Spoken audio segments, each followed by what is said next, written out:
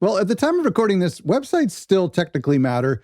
One day AI will just go and get all that information for us. But right now, they matter. And if you're an independent record label, and by the way, this also applies to you if you're an independent artist, because anybody in the music industry who has a website, this video and these top 10 mistakes will apply to you, because it's just about helping the visitor, whoever stumbles upon our website, helping them learn about us, learn about our music if we're just an independent artist, or if we're a record label that represents lots of artists, making sure that it's clear and simple on how they can support us and how they can hear the music. Let's dive in. You can get the notes from today's episode as well as a checklist for you that you'll find really helpful by going to otherrecordlabels.com/website. That's where I'm putting the information from the last video I did on how to set up a record label website, as well as today's top 10 mistakes that people make with their website. Now, I'm telling you, I've seen this before. I've seen all of these mistakes. I've made these mistakes. In fact, if you go to my website, I'm probably making 3 or 4 of them right now. It's hard to do. It's like one of the many things in the pie that we have to keep track of. I understand. So really, what this episode is for is, as I'm going through these top 10 things, just press pause and then hop over to your website host and like make a quick little change, because these are all pretty simple things. Or just keep it in the back of your mind and think, okay, next time I'm working on my website, I should go over this top 10 list and make sure I'm, not doing 9 of the 10. I do this a lot with otherrecordlabels.com, which is like my main priority right now. I'm not prioritizing my own record label's website or even my website as an artist. I just kind of have like a business card style website that directs them to Spotify or to Instagram or something like that. But with other record labels, I'm constantly updating it because I want to make sure it has tons of great resources for you, like our free record label toolkit. I mean, really, I was updating it recently. I think we have like 20 or 30 like free downloads right now.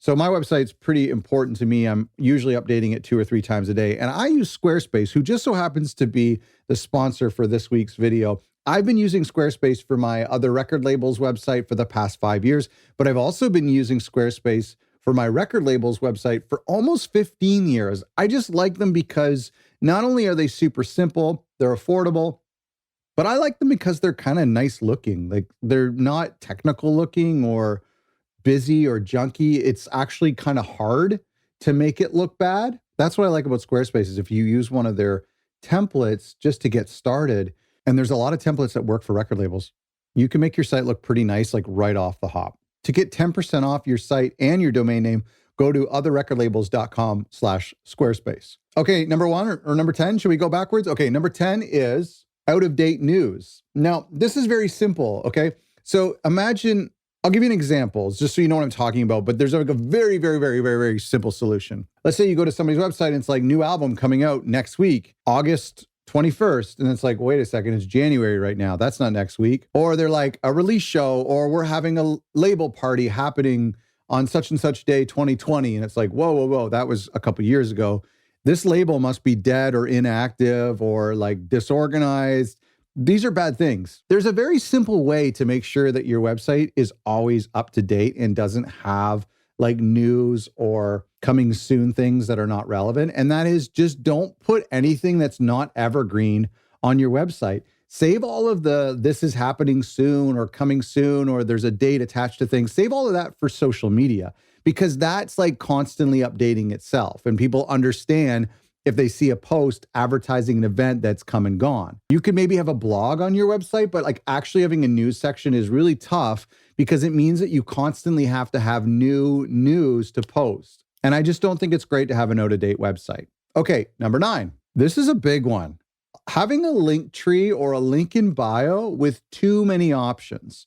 So you know what link in bio is? That's like using like link tree, or like Squarespace has one as well. Or you can actually do your own on your website, which I do. We talk about that in our web design course.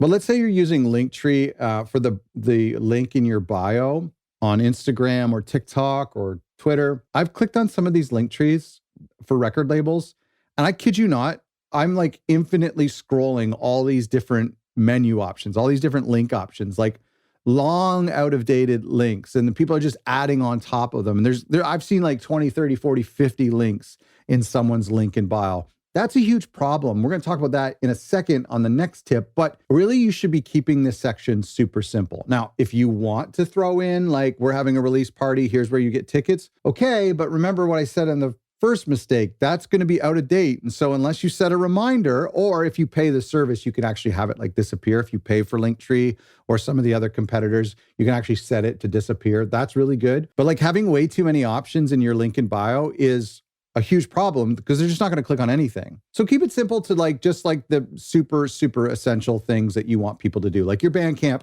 maybe your actual website, maybe a contact form or something. I don't know. But it all leads me to mistake number 3, and that's the paradox of choice. And so the problem with having so many menu options in your link in bio, and the same thing is true if you go to your homepage and you have an About Us section, a Contact Us section, a Demo Submission section, a Discography section, an Artist Roster section, a Shop, a Digital Store, a Bandcamp link. If you have so many options, it creates the paradox of choice, which is meaning giving people too many choices seems like a good idea, but it actually is a paradox because they end up not choosing anything. You give people too many options and they feel paralyzed and they just leave. This is true. This is science. So what I'm telling you is don't have too many options on your website. Keep it really simple. And the way I like to do this is to consolidate. And so under the About section, if you're going to have an artist roster and a discography and a Contact Us, that can all fall under like one header, About. You click on About and it has a little bio about your record label and how to send demos to you and how to contact you. And then maybe a little bit about your discography and your artists. Like that can all fall under the same thing. Really try to keep your menu options super low so you don't paralyze people with too many choices. Ready? Mistake number 7. I'm like losing track of the numbers here. This is my biggest pet peeve, the biggest mistake I see people make. I'm saying this as someone who comes to record labels' websites all the time to research them for my podcast, but the biggest mistake I see is no playlist. I need to have a record label playlist. In fact, it's the most important thing for me, and I think for you as well. What's a record label playlist? Well, this is something you could do with a compilation on Bandcamp. I think you can do playlists now on Bandcamp. It's a playlist you could make on Apple Music or SoundCloud or Spotify probably would be the most common. If I've just discovered this cool label that I found on Instagram or that somebody told me about, or I bought a record, I look at the spine, I really like this record, I want to find out if this label has more of these types of records. When I go to their website or even their social media, I want to hear more music. And the easiest way for me to hear music is through a playlist. It could be SoundCloud. For me, I like Spotify. They're kind of synonymous with playlists. So make a playlist that is like your greatest hits. Like if you're a brand new record label, it might only have 3 or 4 songs. That's okay. Keep adding to it over the years. People will ideally follow it. It will become like your permanent playlist for your record label. That's something you want to get in front of new fans as quickly as possible so that they can kind of dive into the sounds of your label and listen to maybe 2 or 3 hours of music. And then decide, okay, turns out I really like this artist or these 2 artists. I'm going to go check out their records, maybe buy a vinyl. But so many record labels don't have a playlist. In fact, they don't even make it easy for you to hear their music.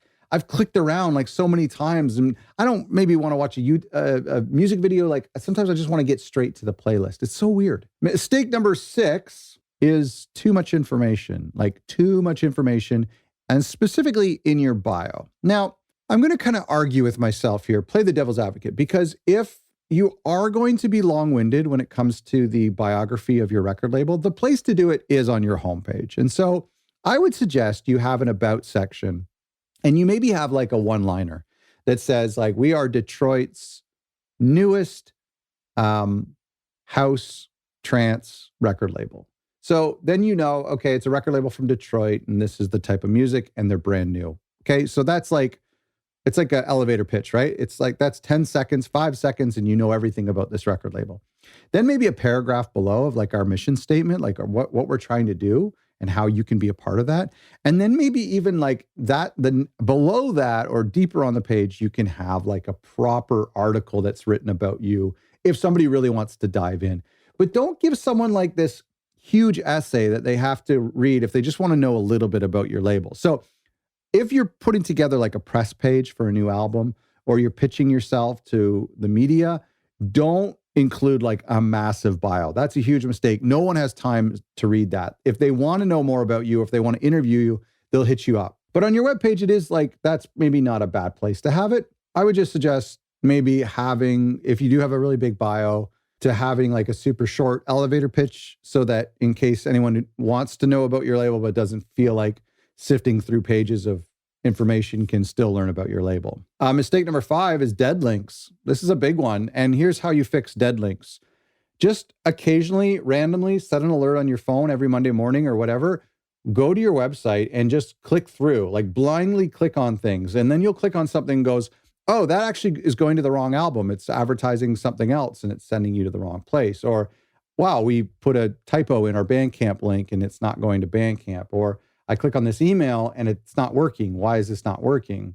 Or maybe you are advertising a Calendly or like a Eventbrite thing that's no longer active. So dead links are a problem. They're like setting up like a speed bump for new visitors who want to discover you. They've like hit this roadblock. You know what I mean? So it's very simple. Just go through and click on everything. Mistake number 4 is not being SEO friendly. Now, this is a big topic. We've covered it a lot more in our micro course, Web Design for Record Labels. So I won't get into it right now, but there are a couple things that you can do to make sure that your site is like somewhat SEO friendly, which means search engine optimization. So it's makes your website more likely for Google to show it to people. So if people are searching for house trance record labels from Detroit, how are you going to show up? Well, I'll tell you how.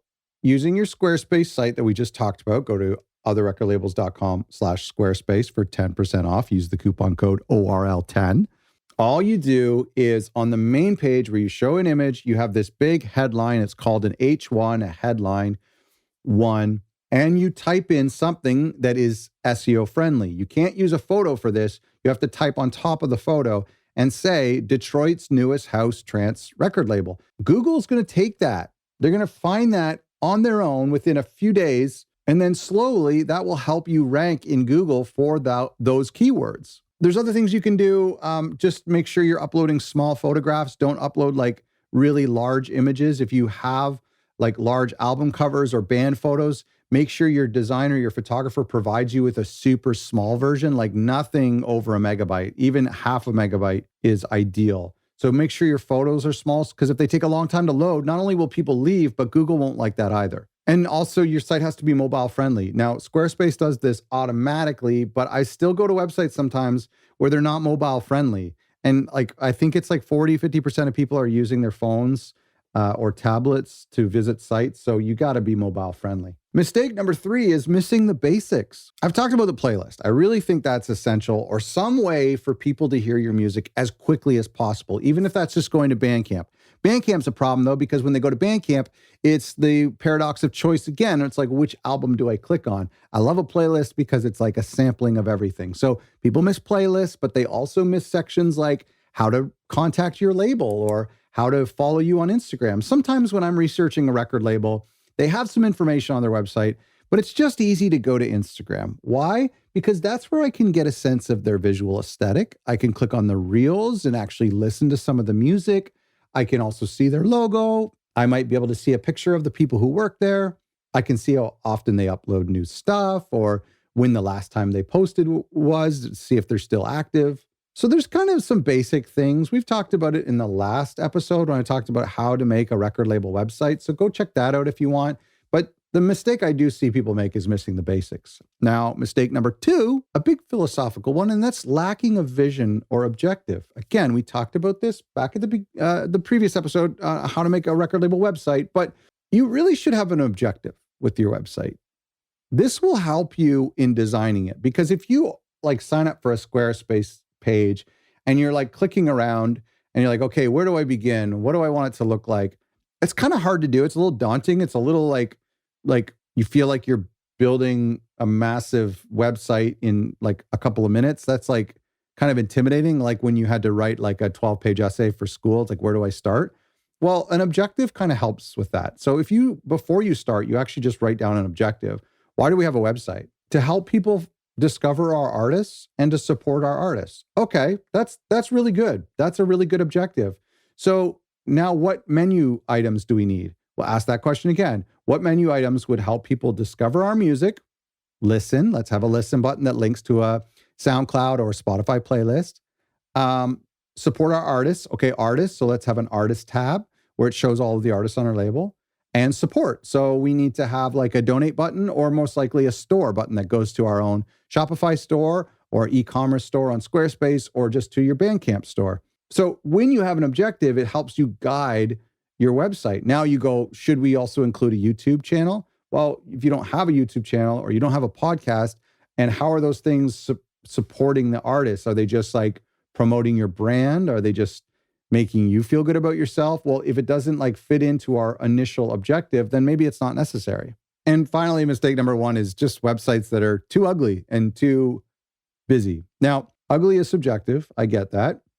Unless you're talking about me, in which case it's objective. But a website that's ugly, I can't determine what that is. Some things I think are ugly, but in your genre or in your community of people, you like that look and feel, and vice versa. I get that. But a website that's too busy is not subjective. It's quite objective, because if it's not serving your purpose, if it's not serving your objective, then it's too busy and it's failing and it's bad. I think busy websites are ugly, but that's just my opinion. But busy websites are definitely not effective.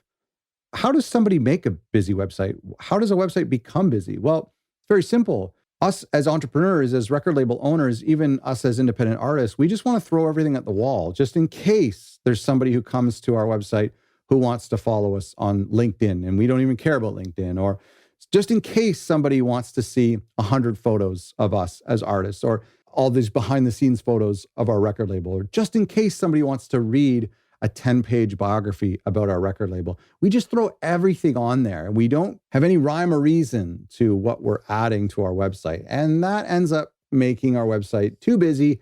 And it takes us back to all the way to the beginning when I was talking about the paradox of choice. It's just, there's too much there. It's ugly, it's busy, it's confusing, and people just leave. The moral of these 10 mistakes is like, let's make it very simple for people to learn about our record label, meaning what do we do? Where are we from? What's our genre? What's our mission statement? Make that very painless and very simple. And then how can we hear and support your artists? Don't give me too many things to click on. I want to listen, and then I want to purchase something.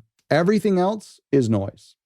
Everything else is noise. Do not throw everything at your website. It's not Walmart. You need to provide your fans and your soon-to-be fans with just the basics. I hope you found this helpful. If you need to start building your own website, go to otherrecordlabels.com/Squarespace and check out Squarespace. Thank you to them for sponsoring today's video. I love using them for my website, otherrecordlabels.com, and for my own record labels website, because they can help you deal with all of these 10 mistakes. And you can get the notes from today's episode and download my free resource for building a record label website by going to otherrecordlabels.com/website. Thanks for watching.